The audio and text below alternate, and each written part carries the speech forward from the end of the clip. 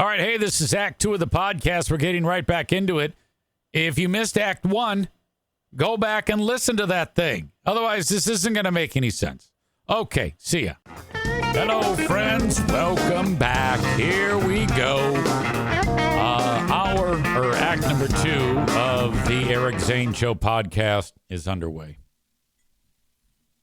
Had a nice visit from the grandkids. Everybody was over yesterday for Pooh Bear's birthday party. And it was just a great time. Just a great time. Did the old family picks.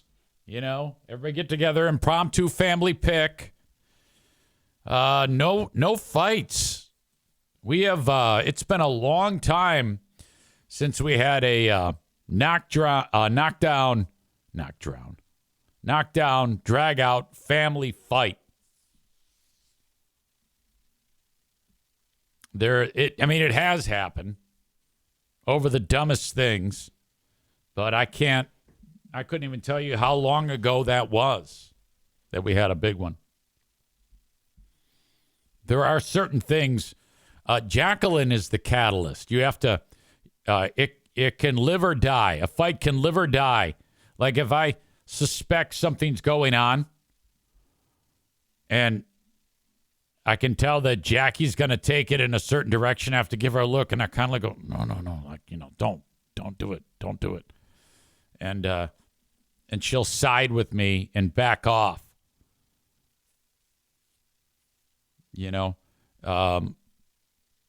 So that's very, very important. But we're doing outstanding. We've also gotten incredibly patient. My beloved youngest grandchild, he has autism, and occasionally there's like an outburst, but it's nothing we can't handle.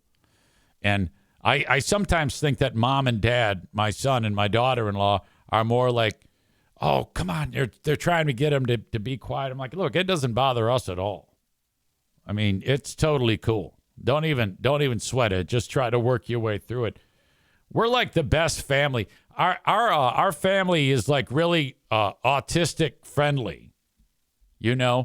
All sorts of patience that we have, and My grandson is, though, quite sensitive to certain stimuli, and that is a common aspect of a person with autism. Overstimulation, the decibel levels can affect a person's well-being in a given moment. Sensory overload is a common thing for a child with autism.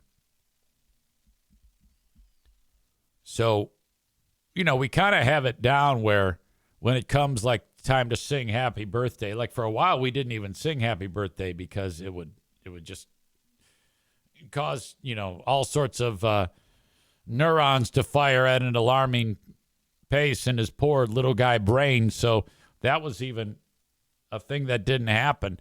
But we did sing happy birthday yesterday, so that was great. But then about 2/3 of the way through it, Jackie took her decibel level from like happy birthday to happy, and she just kind of like yelled it out, and it scared the shit out of everybody. And I right away looked at my grandson like, oh God, no, please don't. So we got done, and I actually said, I go, we've talked many times within these walls about sensory issues, and I don't know how you've, and she just laughed. And luckily, everybody laughed it off. But I was like so scared that we were going to have like World War III, 4, and 5 because of that moment right there. And I'm like, Jackie, come on, man. Holy shit. All right. The radio station staff meeting, a lot of what was going on there was a tension in the air, tension in the city of Warren. Because the radio station is off of the air right now. This is so crazy. I started the show today at 6 a.m. At 6:30, an audience member reaches out to me via the phone. and says, hey, is everything all right over there? I go, yeah, why? He says, you're off the air. I go, I'm off the air. He goes, yeah, the online stream is working, but when you turn on a radio, there's no, it's just static. I'm like, what?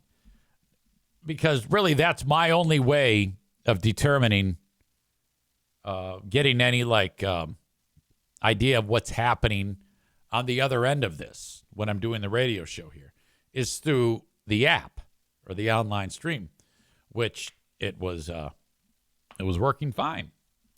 But I'm thrown off because he's telling me it's not. Two great comments. Man Bun Chris says, no problem. JC is very level-headed in moments like this. And Bob says, did a helicopter hit the tower? Oh, God. You wouldn't believe how tall this tower is, by the way. It's one of the taller towers I've ever seen in all of my years in broadcasting. It's a 60,000-watt radio station. So it's up. It's like a 300-foot tower. Maybe even more. And, yeah, it's not lit up. There's no tower lights. And we're butted up to an Air National Guard base.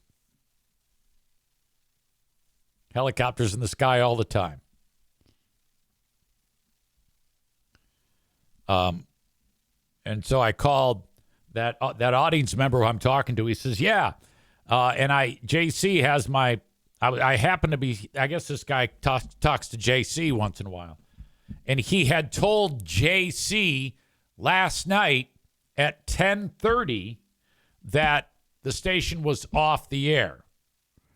Now, this is the owner of the radio station. Now, I don't know what happened, but I'm finding out at 6:30 in the morning that the radio station, from the same guy that the radio station, I already told JC, I go, oh. So I called the engineer, get him out of bed. JJ, hey, buddy. And I said, we're off the air. It's on the internet. It's not on the radio. And this was breaking news to him. I don't understand how that fucking happened. So the guy tells JC at 10:30 last night, and nothing happens. It's your fucking radio station. What? That's all I know. So I promptly called as soon as I found out and told the person who can get it back on the air that it is, in fact, off of the air. Now, I did not tell him the part about JC knew this last night at 10:30. I have kept that to myself because it doesn't, I don't know. I'm afraid that would cause a pot stirring that I don't want to be involved in. Not that I would. I mean, all I am is the bearer of the bad news at this point. But, oh, God. Hang on, I got to drink this coffee. Okay. So that's what's cooking. All right. Trump is at it again. And now, Republicans are worried that Trump is fucking everything up with these tariffs. And that's kind of where we are right now. Because these tariffs, he has, again, postponed them. So now into the beginning of April is when this is going to hit. Now, I don't really have an opinion either way, other than I'm only going on facts here. Trump did this in 2016, and for a lot of, let's say China. Yeah, have your stuff to American companies that have their shit built in China. Yeah, you should have it built here in the U.S., or else I'm going to charge 25% tariff. They do that. It resulted in, I'm not kidding you, 0 businesses actually like uprooted and came to the U.S. It didn't work. And all that happened was the cost of the goods had 25% more added to the price tag. We're at that spot again. Now our allies hate us. All right. And if this does happen, I mean, Joe Martinez is going to pay more for what he is buying to install in your home, but he's not paying that. You are. The consumer is. And that's not just Joe Martinez, that's everybody. That's what he's doing. So people are concerned because we've been kind of like tiptoeing our way into a recession. There's been evidence that a recession is on hand. Is actually, we've had enough market activity and economic activity to indicate that we are being hurtled into a recession. So if you're Trump and you're hell-bent on doing this, though, are you going to stay stubborn about it? Or are you going to listen to people who might know a thing or two about this thing and agree to maybe back off to some degree? Or is this going to be another example of Trump fucking something up on his own only to fix it at the last second? Who knows? But now lawmakers that are Republicans, they are like, hey, wait a minute. Let's say a Republican congressperson in Michigan, north of the hard living line, that deals with folks who are farmers and blue collar factory workers and shit like that, who might be faced with more costs to actually produce their products, or might be facing a layoff because the company can't afford them anymore because of all of this, are bitching to the lawmakers, who are then bitching to Trump, saying, hey, this is what's happening now in my neck of the woods. Business owners, exporters, farmers, and local leaders have been bitching to GOP lawmakers about all of this. So what is Trump going to do? Companies feel less confident about expanding operations and hiring new workers, given the uncertainty about the cost of imported goods and the potential loss of foreign markets over the next year. This in the state of Maine, Senator Susan Collins from Maine. She says the Canadian tariffs will definitely have a detrimental impact on the economy of Maine and on border communities in particular. We have, for example, a major paper mill in northern Maine right on the border that gets its pulp from Canada. So they're going to have to pay, because Canada's returning the favor. If you're going to charge just 25%, fuck you. We're going to do everything we can to make your life difficult.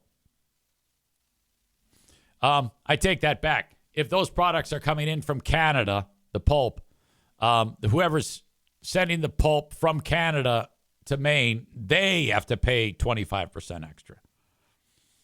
I think that's how it works. Either way, it's fucked.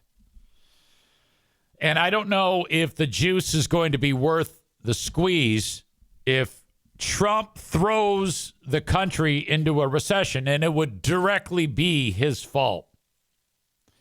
According to Susan Collins, the Republican from Maine, that mill alone, which is by far the biggest employer in the region, employs 510 people directly.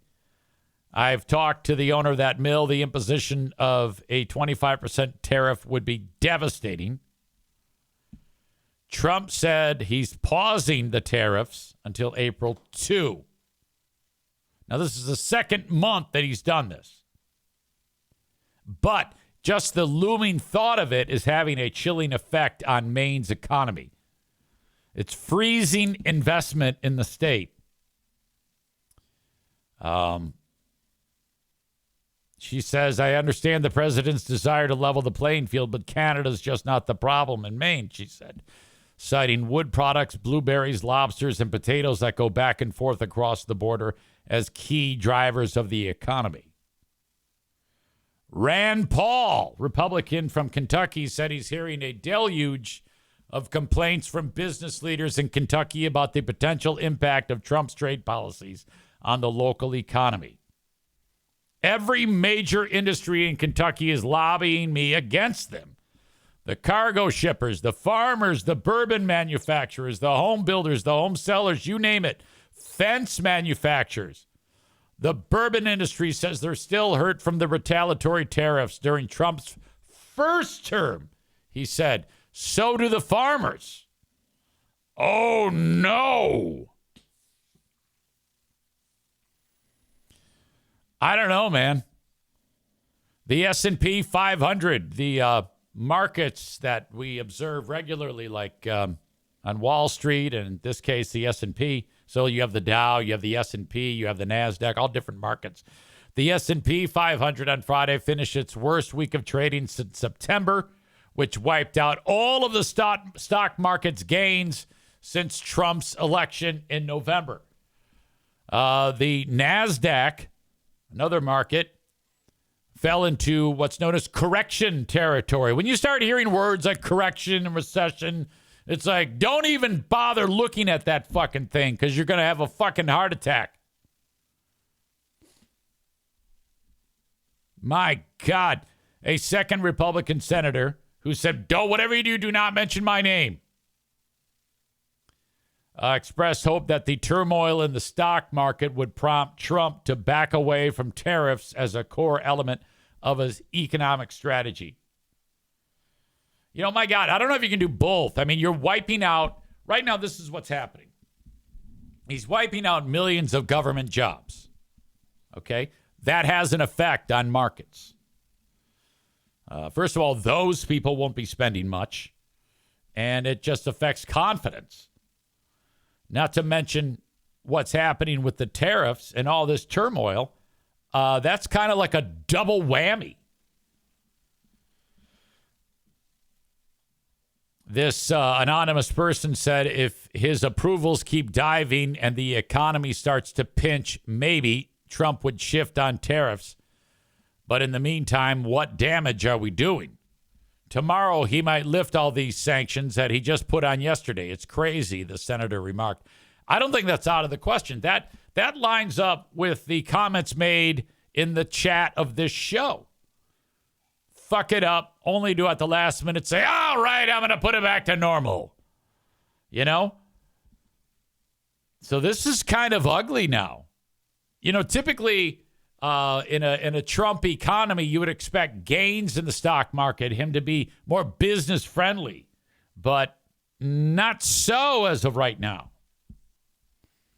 So some real uncertainty, and a lot of people are worried about this, and I don't blame them. Man Bun Chris says if you lose those farmers and the hard living liners and the gig is over, without a doubt, because these are the people that, you know, they support him for things like immigration and stuff like that. But at the end of the day, they're going to be broke. You know, you hurt them in the wallet like that, and they're going to turn tail on Trump. You don't want that.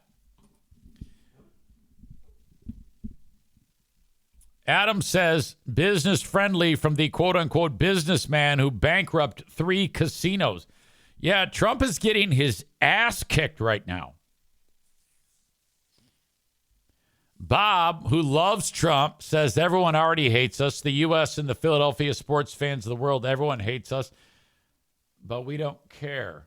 Yeah, but, I mean, at the end of the day, we're talking about the backbone of the American economy.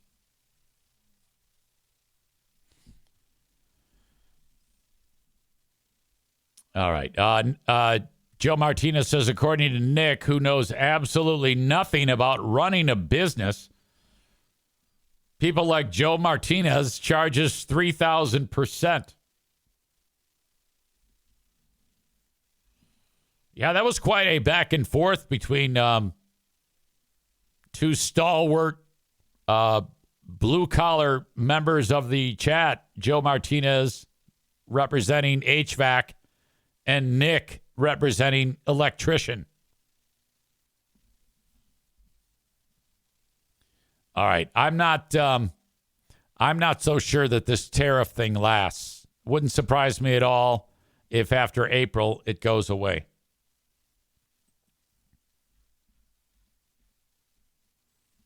All right, this is foster mom Jennifer Wilson. That's a mugshot.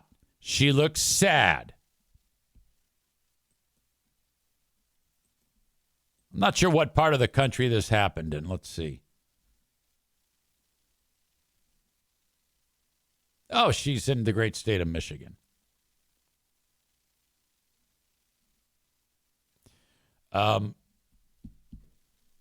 She was a foster mom. I don't think she's going to be a foster mom anymore because the kid that she was watching and waiting, helping nurture the child, the 10-year-old 90-pound boy, helping nurture the child while the little fella waited for his forever home. This happened in an area of Michigan known as Berrien County. Now, that whole area, except for one small area by the lake, is hard living line area. Berrien County is near Berrien Springs, where legendary boxer Muhammad Ali had a home for a time. But Jennifer Wilson is a big girl. She weighs 340. And this 10-year-old little guy who is no longer alive he kind of like ran away, fled from the home that morning.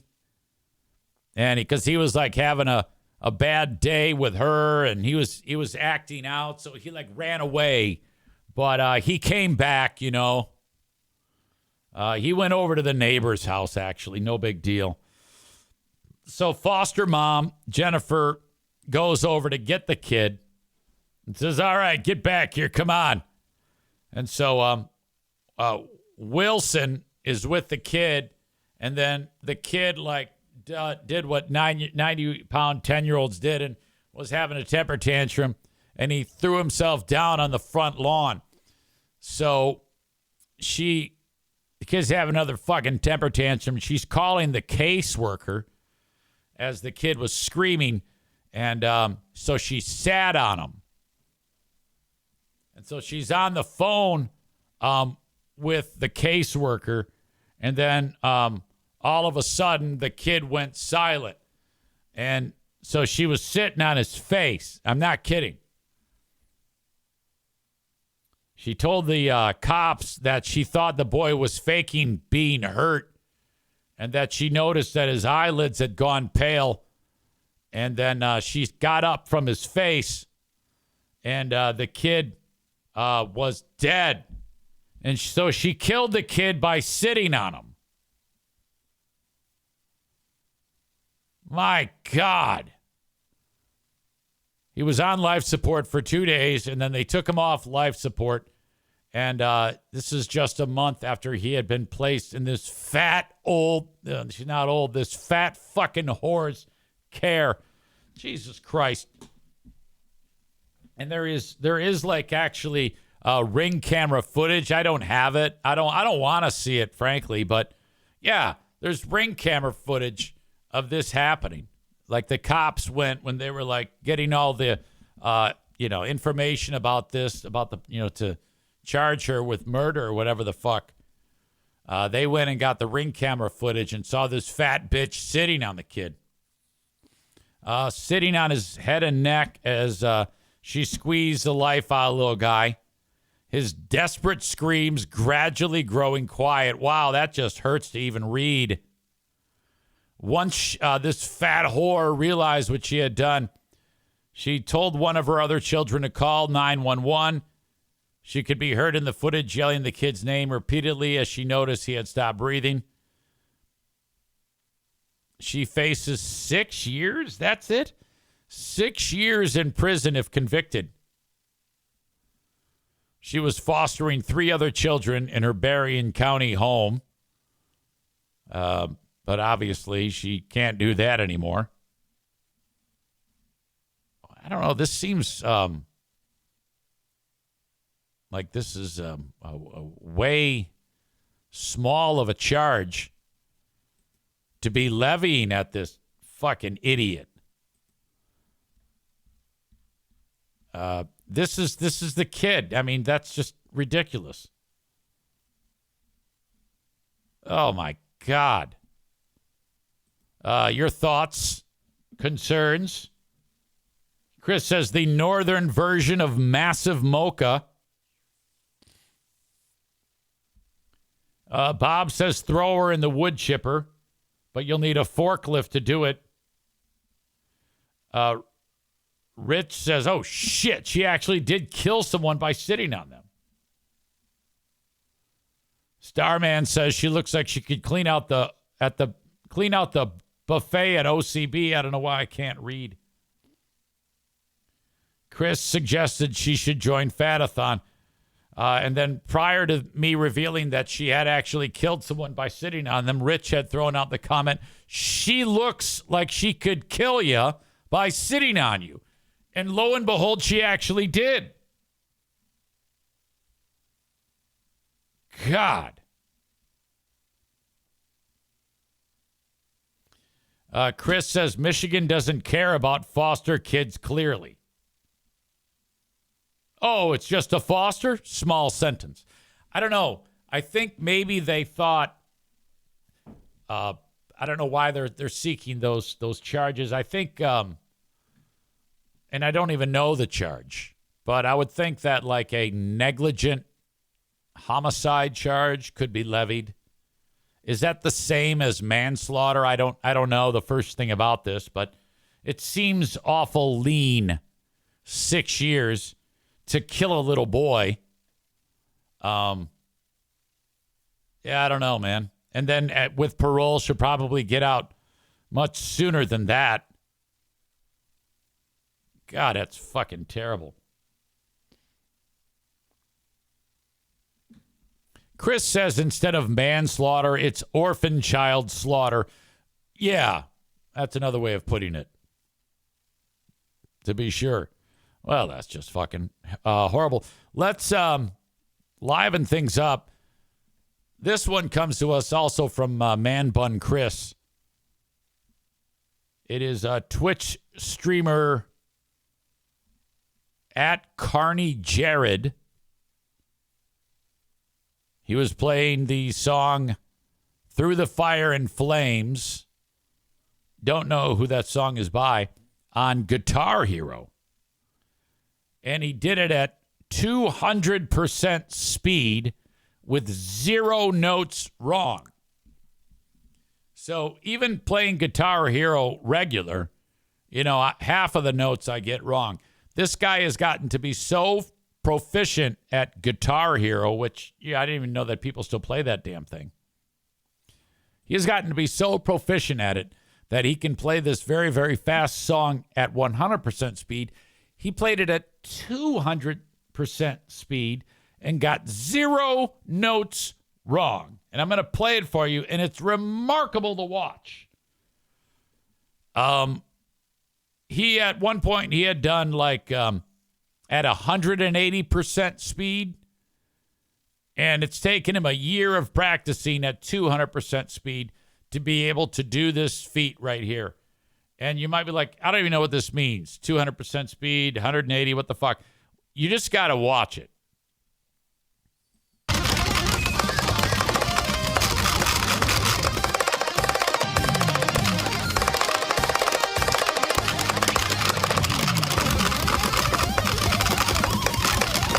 Now, when he's mashing those buttons there, he's not getting any wrong.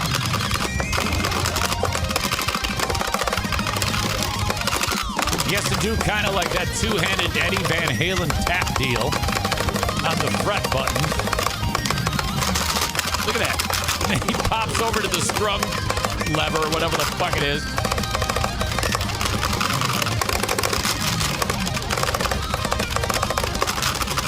I don't know how. I think that this might be the most impressive thing I've ever seen a human being do in my life. This is more impressive than like Michael Jordan jumping from the foul line. Or Tom Brady winning a Super Bowl at 40-some years old. And I'm not even bullshitting you. Come on, one time. Getting close to the game ending, and he's talking himself up here, and this is like kind of like a lull before the action begins.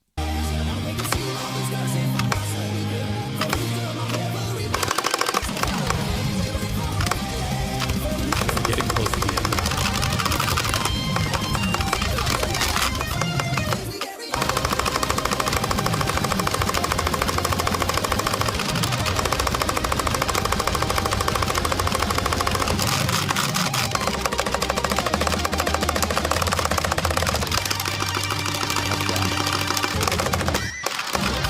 Yes! Yes! Yes! Oh my God! Oh my God! I did it! Oh my God, dude! Yes! Yes! You celebrate, big fella. Okay, that song is 3,722 notes. You can see it. Notes missed, 0. That reaction, holy shit.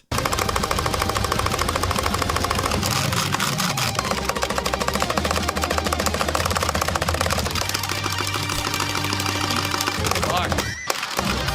Yes! Yes! Yes! Oh my God! Oh my God! I did it! Oh my God, dude! Yes! Wow. I am so impressed with this. Jared actually set the world record for this song over a year ago at 180%. That's what I was talking about. Then spent 9 months to get to 200%. I think he talks about it here. So why that song in particular is because it's like the most infamous song from Guitar Hero from back in the day. Everybody loves Through the Fire and Flames, and I think a lot of people know it, even if they never played Guitar Hero or if they played it once or twice when they were younger. And it's that song that is just so heavily competed on over the years. It's just been brought up faster and faster and faster in speed. And it was that one that's always seen as like the most highly coveted world record. So I've always had my eyes on it, and I've always wanted it, especially at 200. That was the speed that I really wanted, because I see it as like the ultimate world record for that song. I don't know if it will ever get beaten. I think it's possible, but 200 is just such a round number. It's double speed. How could it possibly be faster? I mean, his hands were a blur. So I originally got the world record at 180% speed about a year ago. And then I've just been grinding almost ever since to get 200, and I finally got it. So I'm so happy. It's like my ultimate dream world record in the game. Yeah. What I like is he doesn't seem retarded. That's, I think, the biggest takeaway here. Because normally someone who's, let's be honest here, if you're that great at that game, you're fucked up. You're a real loser. You're a booger eater. You look like Tophus, for fuck's sake. Man. So I think that's kind of, and I think that this guy, he's a Twitch streamer. I think that guy probably makes bank. Maureen's dogging him and says, I bet he can't wait to tell all his friends. Wait, he doesn't have any friends. I don't know. I think this guy's got tons of friends. That is, I am not here to poo-poo that. That is fucking fantastic. Did you see how fucking fast his hands were moving? Can you imagine if he has a girlfriend and how viciously he can pulverize like a clitoris? I mean, that chick would be driven crazy with that fast fucking finger action. Or if he's gay, that guy would be able to jack a dick like nobody's business. Son of a bitch. Wow. Damn. Chris says, yeah, master bean flicker. Fuck. I don't know how he did all that work on the fretboard, those fret buttons. I mean, that was like so rapid, and he got it fucking right. How can anybody be that trained to do that? Shit, I would be playing fucking Mississippi Queen by Molly Hatchet, Mountain, struggling through that, even on 80%. Slower than what it's supposed to be. God, that game always made my hands hurt. There was a baseball pitcher named Joel Zumaya who he was like a hard thrower for the Tigers. He'd throw like 105 miles an hour, and he played that fucking game so much, he got tendonitis, and he was gone for like extended time. He got injured from fucking Guitar Hero. Damn, that was something. All right. Before I continue, shout out to King's Room Barbershop. 3 locations. Caledonia, Northland Drive, and at 821 36th Street. Online at kingsroom.net. If you need a haircut and you're in West Michigan, this is where you go. It's where guys and chicks who like short hair get their hair cut. And they can do it all for you. Haircuts start at $19 plus tip. And there's one near you, as I said, Northland Drive, Caledonia, 821 36th Street. Exact locations, schedules, excuse me, and whatnot available at kingsroom.net. Thank you, as always, to King's Room Barbershop. Kuiper Tree Care in West Michigan. If you have a tree down, perhaps you want to get a tree removed, perhaps stump grinding, they do it all. Tree pruning as well. Tree risk assessment, storm cleanup. In West Michigan, Kuiper Tree Care, Kuiper, treecare.com.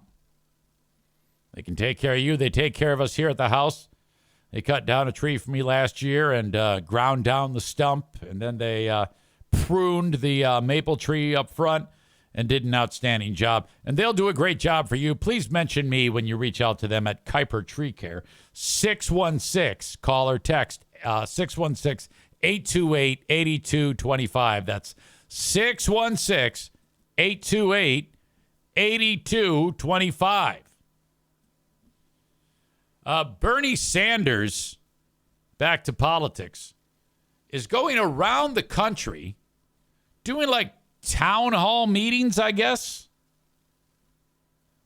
in various communities, trying to slowly but surely, bit by bit, get the public to siding with the Democrats. Okay?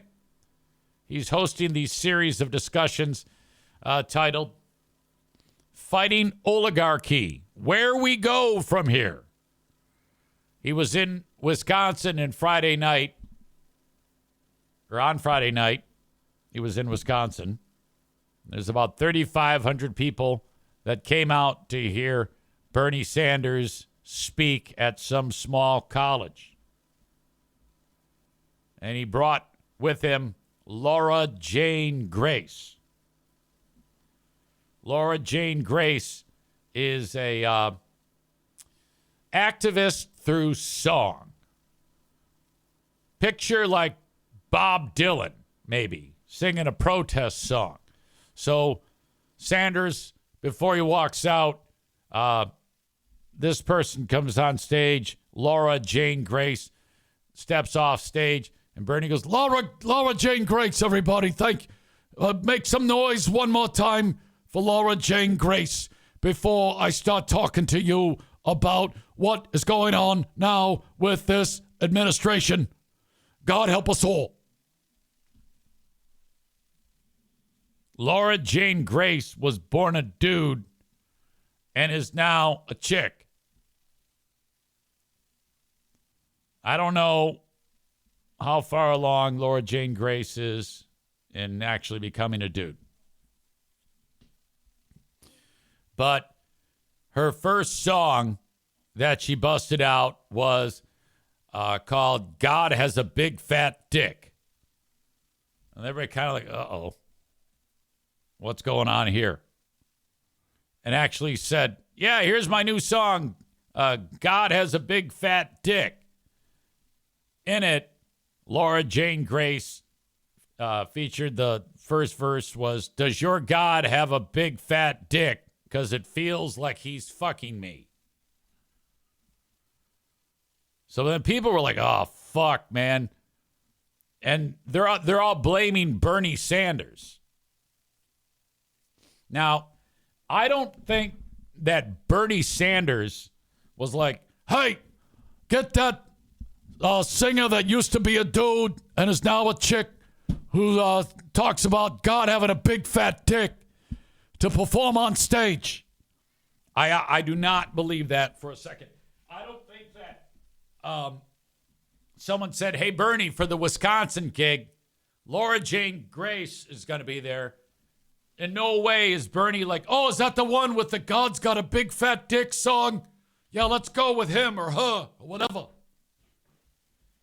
I think that somebody fucked up and they said, all they did was Google Wisconsin, Kenosha, Wisconsin, a trans or singer. I don't know how they did it. Laura Jane Grace, the singer and guitarist of punk band Against Me, proudly shared footage of her solo performance opening for Bernie. And if you're Bernie, you're like, how the fuck does this happen here? How the fuck am anybody supposed to take me seriously when I got a performer singing God's Got a Big Fat Dick because it feels like he's fucking me? How can anybody take me serious? Aram says, why doesn't Eric do Bernie Sanders prank calls anymore? Well, he hasn't been in the news. It's only, I didn't know he was doing a tour, when he was running for president and he was showing up at places. Then it kind of makes sense, All right, he's going to be in Grand Rapids, so I'd call the local fucking taco stand. Yeah, that's right, we're going to need food for 500 or whatever the hell.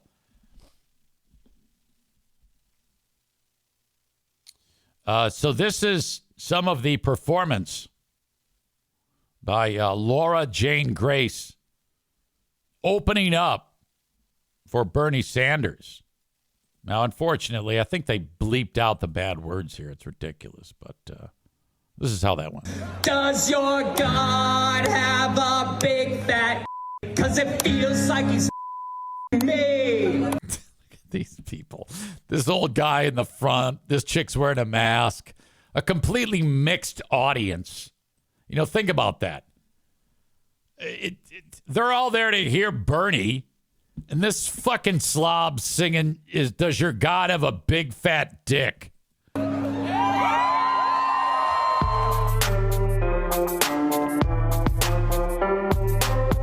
this is an NY Post story, so this is wait, what is that? What did that say? Viral video shared on Instagram shows Laura Jane Grace crooning about God's genitals. Okay, what's next? Are his balls filled with lightning? Do they dangle like heaven's keys? Are his balls filled with lightning? Do they dangle like heaven's keys? Saying this is anti-Christian. Yeah, I would say that this is definitely anti-Christian. I don't think there's too many Christians that are singing about God's big dick. Conservative activist Robbie Starbuck says pure evil is what the Democrats stand for now. And that's what I'm talking about. Bernie's got to be like, God damn it, nobody's going to take us seriously. Why are we hiring these losers to perform at these events? Can't we just skip the fucking performance? I want to hear more about this. When he whips out his meat, does your world fall to its knees? Does he shoot wads of honey and come twice on Easter Sunday? Oh, no. We're going to fight back, and we are going to win. how does that even happen? How does anybody, unless you have like a mole who's deliberately trying to fuck with Bernie Sanders, how in the world does this even happen? My God, that is outstanding. What a fucking blunder. Oh, no. Talking about God's big dick, and does he come twice on Easter Sunday? Jesus fuck. Oh, Luke says they'd have been better off getting Steel Panther. Yeah, wow, that is intense. Aram says Bernie Sanders is jerky boy-esque. I don't know. Whatever. ICP is going to open up Bernie Sanders' next show. All right. The latest disaster from what is the Diddy case. Diddy is in jail right now, awaiting the next step in this criminal proceedings against him for all of this shit. It's been kind of like a reckoning for the longest time, and every so often, someone else gets drawn into this catastrophe. In this particular case, there is yet another famous person who we're hearing about being involved in all of the gang rape festivities and whatnot that have been centered in all of this ridiculous, horrible things that have taken place during all of what's being going on with these. Why can't I talk? That took me way too long to get to where I am right now. Anyway, Odell Beckham Jr. is the latest. The football player. And he might have played last year. But Odell Beckham Jr. and a comedian by the name of Drewski have been added to a gang rape lawsuit. So this is not criminal. This is a civil lawsuit. Gang raping a woman in 2018. According to this document, the former New York Jets wide receiver took part in a violent sexual assault of Combs accuser Ashley Parham inside in Orinda, California house in March of 2018. This all came out on Friday. During the alleged gang rape, the defendants referred to Beckham as Cornelius. Beckham's real middle name is Cornelius, spelled differently, though, than what is written in the lawsuit. Plaintiff has come to discover that defendant Doe Cornelius, who raped her, was defendant Odell, the lawsuit alleges. The new allegations were lodged as part of Parham's suit against Combs in the Northern District of California. How is it that Combs has not hung himself yet? I mean, he's been rotting away in prison for extended time. A text and email sent to an agent who represents Beckham was not immediately returned last night. A Post reporter was hung up on when calling a number for his agent, Zeke Sandu. And then another high-profile name was comedian and actor Drewski, whose real name is Drew DeBorde. I don't even know who that guy is. He was accused in a suit of participating in the gang rape, but he denied the accusations and said he was fully confident he would be found innocent in a statement Sunday night. He says it's a fabricated lie. And he's saying that he's actually was at his mom's house. Like he actually is. He says, I wasn't even a public figure back then. I was broke living with my mother without any connections in the industry at the time of this allegation. So the inclusion of my name is truly outlandish, he wrote on X. My heart breaks for actual victims of abuse, but I'm fully confident that the evidence will expose this falsehood and the individuals who are maliciously trying to game the legal system to peddle false narratives. Now, I don't know who's innocent and who's guilty in all of this. Okay? But that is a fantastic alibi if you think about it. I wasn't even anybody then. I wasn't even famous then. I don't even know who that guy is now, but I guess he's famous. But to say, yeah, I was living with my mom and I was flat broke at the time. I couldn't even have sex with a hooker back then, let alone gang rape somebody with Diddy and Odell Beckham Jr. Obel. The female is accused Drewski, and I don't know, maybe she's getting him mixed up with another comedian like Kevin Hart or something. Who knows? The victim says that Drewski put oil all over her body and then went running at her and dove on her and treated her like a slip and slide, knocking the wind out of her due to his enormous size. So think about maybe the story earlier where the fat bitch sat on the kid and killed him. Yeah, so I don't know. And then it says he stopped himself from falling on the bed and then allegedly raped Parham, the person who's filing the lawsuit. The legal action was first brought in October by Parham against Combs, who's faced an avalanche of civil suits with sickening sexual allegations and has been hit with federal charges of sex trafficking, racketeering, and fraud. Diddy allegedly used a TV remote to rape the woman. Ugh. In a bid for revenge after Parham said the month before she believed Combs had something to do with Tupac's murder, according to the lawsuit. Good God. What a fucking disaster. Wow. That is fucking horrible. Jeremy says, was it with all of these what is it with all these rich weirdos and oil? Yeah, they love the oil, I guess. Wasn't there 1,000 bottles of the oil for the alleged freak-offs that were going on at Diddy's house? Isn't that how it was described? Good God. Chris says, that was a great Bernie impression. Thank you. I appreciate that.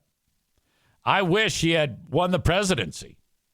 We did a phone call. I remember it was one prank call we did where we called somebody and I'm like, yeah, I need this. I got a rally coming up. I need 1,000 porta toilets set up along. I forgot who the fuck I even called, but it wasn't bad. I just don't like to overdo it, you know. It gets to be like, you know, not funny anymore when you do it too much. All right.